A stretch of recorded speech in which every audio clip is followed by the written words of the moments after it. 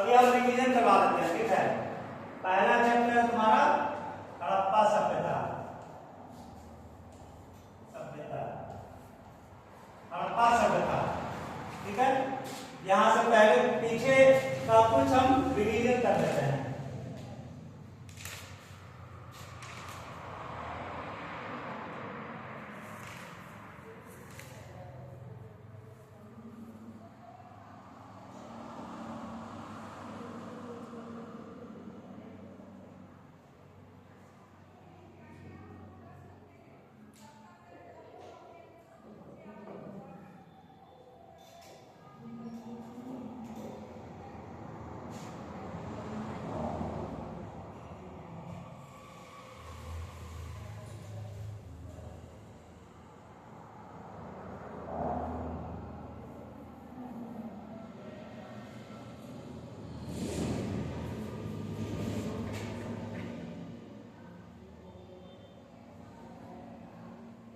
ठीक है, हड़प्पा सभ्यता हम पढ़ रहे हैं।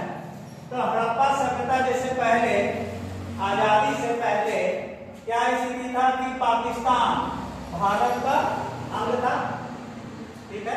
ये पाकिस्तान है, पाक, ये इंडिया, इंडिया, ठीक है। तो एक नदी बहती है,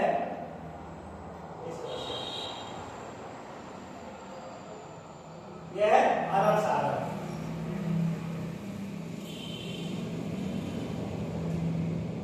ठीक। यहां तिब्बत से निकलती है, कश्मीर होते हुए इस नदी को क्या कहते हैं, सिंधु नदी, ठीक है, सिंधु नदी। अब ये नदी जो है यह गुजरती है पाकिस्तान होते हुए अरब सागर में गिरती है। तब क्या हुआ कि लगभग 1863 ईस्वी में, 1863 के लगभग दो भाई थे,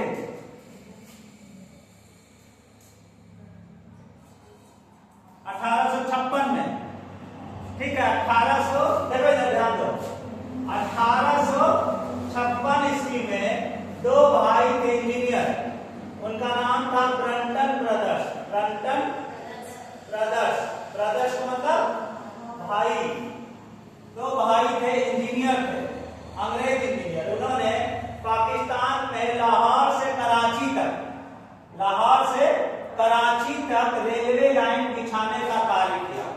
अब रेलवे लाइन बिछा रहे थे तो क्या हुआ कि इन्हें लगा कि कुछ अब जंगलों के बीच से जब रेलवे लाइन गुजर रहा था तो उन्हें रेलवे लाइन के नीचे बिछाने के लिए कुछ ईंटों की आवश्यकता पड़ी। तो आसपास उन्होंने देखा कि कुछ खंडहर पड़े हुए थे, वहीं खंडहर से कुछ ईंटें निकाल करके उनके मजदूर जो है वह काम करना शुरू कर दिए। लेकिन जब बाद में ब्रंटन ब्रदर्स का नजर पड़ा तो उन्होंने कहा कि यह ईंटें साधारण ईंटें नहीं है, यह अद्वितीय है। तब इसके बाद एक और व्यक्ति आया, अलेक्जेंडर कनिंघम, अलेक्जेंडर कनिंघम, ठीक है, अलेक्जेंडर कनिंघम। ये जो है इस क्षेत्र का पूरा मुआयना किया उन्होंने और यहाँ पे कहा कि ये प्राचीन काल की कोई सभ्यता पड़ी हुई है जिसे उजागर किया जाना चाहिए, ठीक है। तब यहाँ पे एक सभ्यता प्रकाश में आई, इसे कहते हैं सिंधु घाटी की सभ्यता या हड़प्पा सभ्यता, ठीक है। इसके बाद और भी स्थल खोजे गए, यहाँ पंजाब पाकिस्तान में है, हरियाणा में, गुजरात में, उत्तर प्रदेश में। तो ये सब स्थानों पे बहुत सारे स्थल की खोज की गई जिसे कहा गया कि यह जो है हड़प्पा सभ्यता के काल का है। कैसे कि जहां से बर्तन मिले हैं, बर्तन होता है ना, बर्तन मिला या आभूषण मिले या मूर्तियां मिली, तो ये सारी मूर्तियां एक ही काल का है, यानी डिजाइन एक ही है। तो उन्होंने कहा कि ये जितना यहाँ तक मिल रहा है, ये सब कश्मीर में मिल रहा है, अफगानिस्तान में मिला है, महाराष्ट्र में मिला है, दायमाबाद, तो ये सब जो है ये एक ही सभ्यता का भाग था, इसे कहा गया हड़प्पा सभ्यता, ठीक है। हड़प्पा सभ्यता नाम कैसे पड़ा बताए थे, हड़प्पा सभ्यता नाम इसलिए पड़ा, सबसे पहले सिंधु नदी के आसपास, मोहनजोदड़ो, हड़प्पा, ये सब जो स्थल है सिंधु नदी के आसपास का एरिया है। तो सिंधु नदी जो है, जब सिंधु नदी के किनारे खोजा गया शुरुआत में बस्तियों को, तो उन्होंने कहा कि ये सिंधु नदी घाटी सभ्यता है, सिंधु नदी सभ्यता या सिंधु घाटी सभ्यता। इसके बाद बहुत सारे स्थल खोजे गए जो सिंधु नदी से बहुत दूर स्थित है, यहाँ गुजरात में, यहाँ महाराष्ट्र में। तो उन्होंने कहा कि नहीं, सिंधु नदी के आसपास नहीं बल्कि दूर दूर भी है, इसका दूसरा नाम चुना है। तो सबसे पहला स्थल जो खोजा गया वो था हड़प्पा स्थल। तो हड़प्पा स्थल खोजा गया, तो इसी के नाम से इस सभ्यता का नाम रख दिया हड़प्पा सभ्यता। हड़प्पा की खोज कब की थी? 1921 ईस्वी में। किसने की थी? दयाराम साहनी के द्वारा। ठीक है। ठीक अगले साल 1922 में हड़प्पा, अगले साल 1922 में मोहनजोदड़ो की खोज किसने की थी? मोहनजोदड़ो की खोज राखल दास बनर्जी। और बहुत सारे स्थलों की खोज की गई। अब जब खोज हो गया, इसका नामकरण भी हो गया, तो अब क्या किया जाए? तब अब पता किया जाए कि यहाँ के लोग कैसे रहते थे, यहाँ के लोग कैसे रहते थे। तब यहाँ जो है इसके बारे में हम लोग अध्ययन किए, सामाजिक जीवन।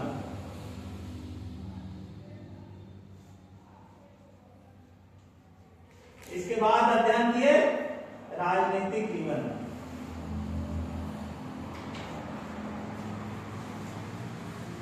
इसके बाद अध्ययन किए धार्मिक जीवन।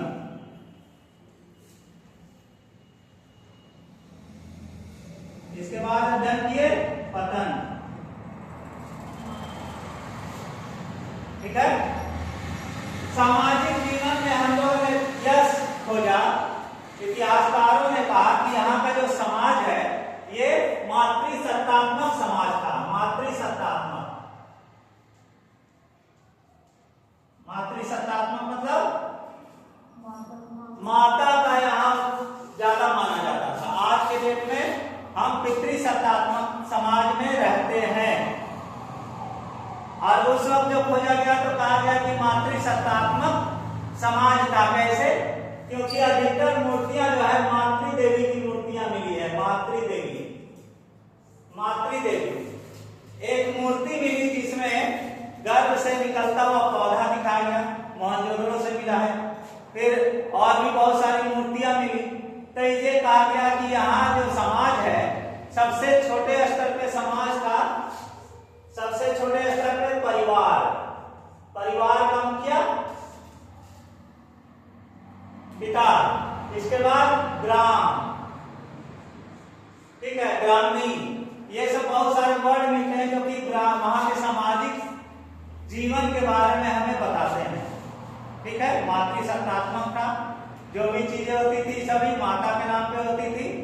और दूसरी चीज है राजनीतिक जीवन। राजनीतिक जीवन का मतलब है कि यहाँ खोजा गया तो पता चला, देखो इसमें जो स्थल खोजा गया ना, चाहे हड़प्पा हो या मोहनजोदड़ो हो या लोथल हो, लोथल भी था, लोथल बनावली, ठीक है। तो ये सब जो स्थल थे, आलमगीरपुर,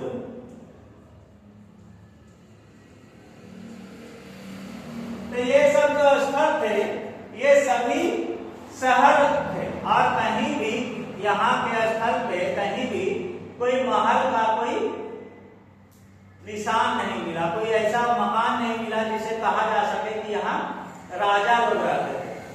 ठीक है। एक जगह मिला है, एक और चीज है कि हम बताए थे कि स्नानागार, हम बताए थे ना कि विशाल स्नानागार मिला है। विशाल स्नानागार जहाँ दोनों तरफ सीढ़ियां रहती थी, सीढ़ियां, दोनों तरफ सीढ़ी, नीचे उतरने के लिए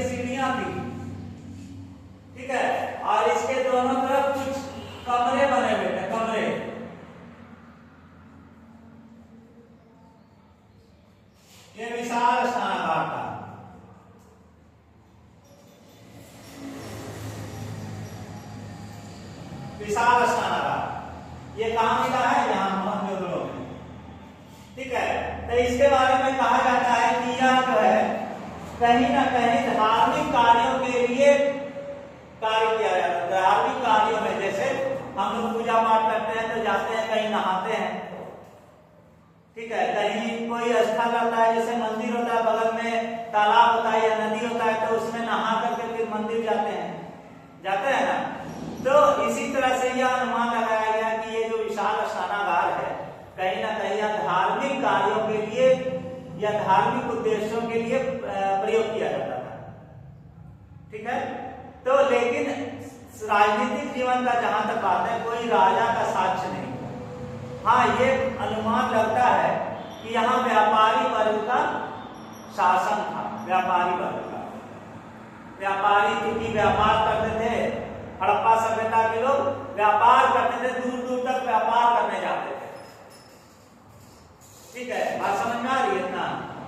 तो व्यापारिक वर्गों का शासन था। ये एक तरह से कहा जा सकता है कि लोकतंत्र या प्रजातंत्र टाइप का कुछ शासन होगा यहाँ। इसके बाद धार्मिक जीवन। धार्मिक जीवन के बारे में कहा जाता है कि चूंकि यहाँ मातृ देवी और कुछ मूर्तियों के निशान मिले हैं, इसलिए यहाँ धार्मिक जीवन भी था। अब लोग धर्म में विश्वास करते थे, लेकिन अधिकांश जो धार्मिक जीवन था या धर्म था वो प्रकृति आधारित था। जैसे कहीं कहीं जो मूर्ति मिला है इसमें जिसके गर्भ से पौधा निकलता हुआ दिखाया गया, यानी कि यह कह सकते हैं ना धरती क्या उर्वरता की देवी का यह था निशानी। या कहीं कहीं योगी का मूर्ति मिला है, कहीं शिवलिंग मिला है, कहीं कहा गया है कि आदि योगी शिव का मूर्ति भी मिला है। लेकिन उस वक्त जो है लोगों का जो नजरिया था वह प्राकृतिक था। जो प्रकृति में देखते थे उसी चीज की पूजा करते थे। सूर्य की पूजा, चंद्रमा की पूजा, अग्नि की पूजा, ये सब होता था। बाद में चल करके और भी हम देखेंगे बहुत सारे देवता आते हैं, लेकिन मुख्य रूप से मातृ देवी था। मातृ देवी की पूजा ये लोग करते थे। ठीक है, धार्मिक जीवन हो गया। अब पतन कैसे हो? पतन का मतलब क्या होता है? धीरे धीरे खत्म हो जाना, समाप्त हो जाना। पतन के बारे में कहा गया कि बहुत सारे जगहों पर, कई जगहों पर हमें बाढ़ के निशान मिले हैं। दिखाया है ना, बाढ़ के निशान मिले हैं, तो पता चलता है कि हो सकता है इस क्षेत्र में बाढ़ आ गया हो। कहीं कहीं पता चलता है कि सूखा का चिन्ह मिलता है। तो कुछ विद्वानों ने कहा कि इस क्षेत्र में सूखा आ गया, इसीलिए ये क्षेत्र से लोग छोड़ के चले गए। सरस्वती नदी की बात की जाती है कि सरस्वती नदी एक थी जो पश्चिम तरफ बहती थी, वो सूख गई, समाप्त हो गई, जिसके कारण यहाँ लोग छोड़ करके दूसरे क्षेत्रों में चले गए। पतन का मतलब ये नहीं कि लोग मर गए, छोड़ करके दूसरे क्षेत्रों में चले गए। बाहरी आक्रमण का भी कहीं कहीं साक्ष्य मिलता है। तो ये सारी चीजें हैं जो पतन के रूप में हम लोग देखते हैं। ठीक है, यहाँ हो गया पूरा हड़प्पा सभ्यता का मोटा मोटी हम बता दिए कि क्या है हड़प्पा सभ्यता विस्तार। इसमें नगर योजना भी आता है। नगर योजना में हम बताए थे कि नगर, हो सकता है क्वेश्चन में आ जाए कि हड़प्पा सभ्यता में नगर योजना के बारे में विस्तार से लिखे। तो नगर कैसा था? नगर में हम 2-3 चीजें लिखे हैं।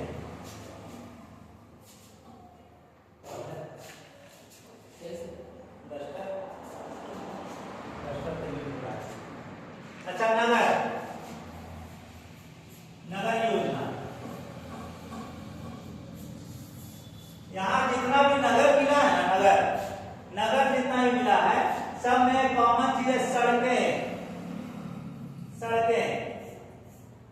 कैसी थी? एक दूसरे को समकोण पे काटती थी, एक दूसरे को समकोण पे काटती थी सड़कें। और घर जो है वह सड़कों के किनारे घर बने हुए थे, तो इसका दरवाजा इस ओर ना खुल करके पीछे की ओर या गली में खुलता था, पीछे गली की ओर पतला ऐसा गली जाता था, इसी गली में खुलता था। लोग गली में निकल के फिर सड़क पे आते थे। ठीक है, और हर घर में कुआं भी मिला है। और यहाँ जो सड़कें हैं इसे कहते हैं ग्रिड पद्धति।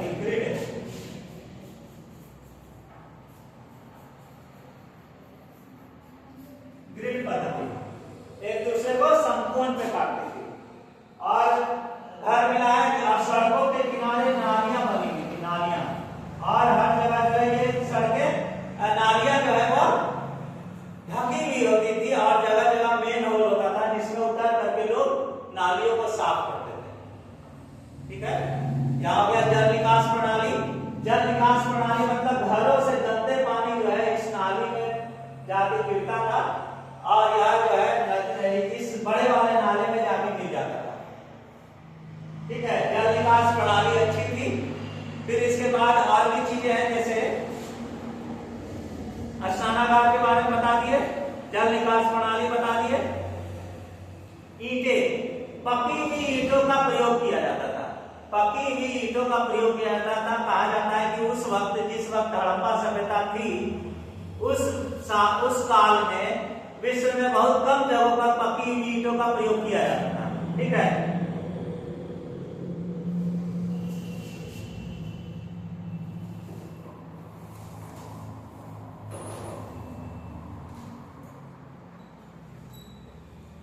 एनसीईआरटी है तुम्हारे पास?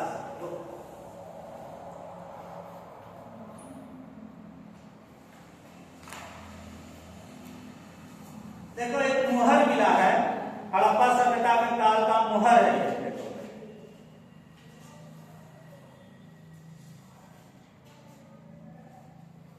ये मुहर है, देखो इधर ध्यान से, ये मुहर है। ठीक है, इस पे क्या, किस चीज का चिन्ह बना हुआ है? वृषभ का। ठीक है, मुहर में, और ये सेलखड़ी से बना हुआ मुहर है। मुहर जो है यह सेलखड़ी से बना हुआ मुहर है।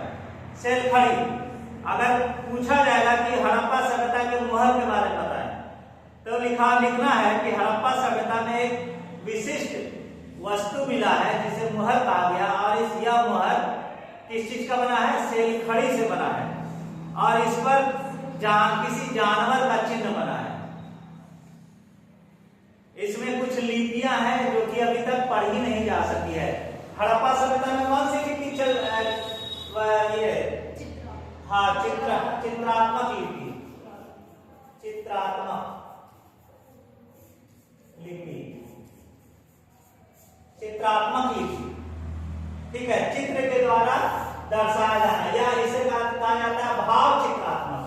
भाव चित्रात्मक यानी अपने भाव को चित्र के रूप में अंकित करना।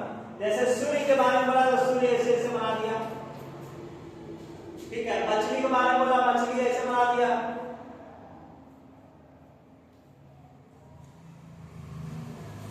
ठीक है, तो भाव चित्रात्मक लिपि थी, भाव चित्रात्मक, जिसे अभी तक पढ़ा नहीं जा सका।